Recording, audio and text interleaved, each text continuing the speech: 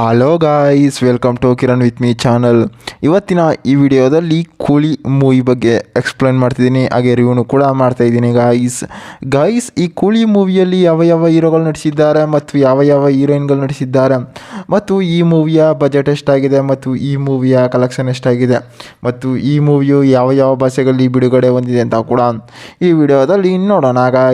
Guys ಈ ಕೂಲಿ ಮೂವಿಯು ಮೇನಾಗಿ ತಮಿಳಿನಲ್ಲಿ ತೆರೆಗೊಂಡಿದೆ ಮತ್ತು ತೆಲುಗಿನಲ್ಲಿ ತೆರೆಗೊಂಡಿದೆ ಮತ್ತು ಕನ್ನಡದಲ್ಲಿ ಕೂಡ ಬಿಡುಗಡೆ ಹೊಂದಿದೆ ಅಂತ ಕೂಡ ಹೇಳ್ಬೋದು, ಮತ್ತು ಹಿಂದಿಯಲ್ಲಿ ಕೂಡ ಡಬ್ ಮಾಡಿದ್ದಾರೆ ಅಂತಲೂ ಕೂಡ ಹೇಳ್ಬೋದು ಗಾಯ್ಸ್. ಮತ್ತು ಈ ಕೂಲಿ ಮೂವಿಯಲ್ಲಿ ಸೌರಭ್ ಸಾಯಿರ್ ಅವರಾಗಿರ್ಬೋದು, ಮತ್ತು ಪೂಜಾ ಹೆಗ್ಡೆ ಅವರಾಗಿರ್ಬೋದು, ಮತ್ತು ಉಪೇಂದ್ರ ಅವರಾಗಿರ್ಬೋದು, ರಚಿತಾರಾಮ್ ಅವರಾಗಿರ್ಬೋದು, ಮತ್ತು ರಜನಿಕಾಂತ್ ಅವರಾಗಿರ್ಬೋದು ಈ ಮೂವಿಯಲ್ಲಿ ನಟಿಸಿದ್ದಾರೆ ಅಂತಲೂ ಕೂಡ ಹೇಳ್ಬೋದು. ಮತ್ತು ಈ ಮೂವಿಯ ಬಜೆಟ್ ನೋಡೋದಾದರೆ ಸುಮಾರು 350 ಕೋಟಿ ಬಜೆಟನ್ನು ಹಾಕಿದ್ದಾರೆ, ಮತ್ತು ಈ ಮೂವಿಯ ಕಲೆಕ್ಷನ್ ನೋಡೋದಾದರೆ ಸುಮಾರು 675 ಕೋಟಿ ಕಲೆಕ್ಷನ್ ಆಗಿದೆ ಅಂತ ಕೂಡ ಹೇಳ್ಬೋದು. ಮತ್ತು ಈ ಮೂವಿಯಲ್ಲಿ ಬ್ಯಾಕ್ಗ್ರೌಂಡ್ ಮ್ಯೂಸಿಕ್ ಆಗಿರ್ಬೋದು ಮತ್ತು ಎಡಿಟಿಂಗ್ಸ್ ಆಗಿರ್ಬೋದು, ಸಾಂಗ್ಸ್ಗಳಾಗಿರ್ಬೋದು ಸಖತ್ತಾಗಿ ಕೂಡ ಕೊಟ್ಟಿದ್ದಾರೆ.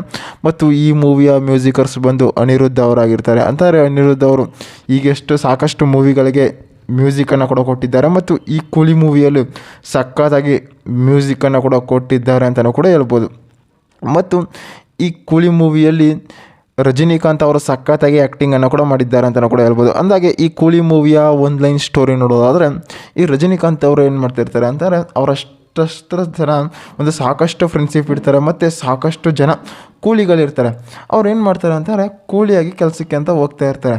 ಆ ಕೆಲಸಕ್ಕೆ ಹೋಗ್ತಾ ಇದ್ದಾಗ ಏನಾಗುತ್ತೆ, ಅಲ್ಲಿ ಏನು ಮಾಡ್ತಾರೆ, ಅಲ್ಲಿ ಎಲ್ಲರೂ ಕೂಡ ಕೆಲಸವನ್ನು ಕೂಡ ಮಾಡ್ಕೊಂಡಿರ್ತಾರೆ. ಅಲ್ಲಿ ಓನರ್ ಏನು ಮಾಡ್ತಾನೆ ಅಂತಾರೆ, ಇವನು ಮಾಡ್ತಿರೋ ಕೆಲಸ ಇವರೊಂದು, ಆದರೆ ಅಲ್ಲಿ ಮಾಡಿಸ್ತಿರೋ ಕೆಲಸ ಬೇರೆ ಬೇರೆ ಇರುತ್ತೆ ಅಂತಾರೆ.